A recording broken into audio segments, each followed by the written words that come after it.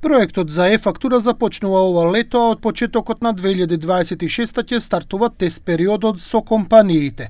Управата за јавни приходи најавува дека системот ќе се воведува етапно во координација со стопанството, а целосната задолжителна примена ќе биде од втората половина на 2026 година. А задолжителната имплементација планираме после проверката на и потврдувањето дека системот е сигурен и стабилен, да планираме да започне од третиот квартал 2026 година, веројатно ќе биде етапно, зависно од корисниците на системот. Е-фактурата значи целосна дигитализација на системот за издавање, прием и потврда на фактурите. Преку неа, секоја фактура издадена од компаниите ќе стане истовремено и даночен документ, кој во реално време ќе се пренесува до Управата за јавни приходи. Ова ќе го замени досегашниот модел каде податоците стигнуваа периодично и со доцнење. Генерално можеби да сумирам дека ова е-фактура како процедура ќе значи да нема онакви фантом фирми кои што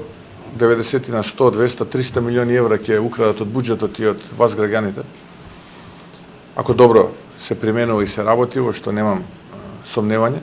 Со новиот систем, Управата за јавни приходи ќе може да вкрстува податоци за секоја трансакција, за да идентификува сомнителни активности и да ги забрза контролите. Освен во борбата со криминалот, е-фактурата ќе игра клучна улога и во ограничување на сивата економија.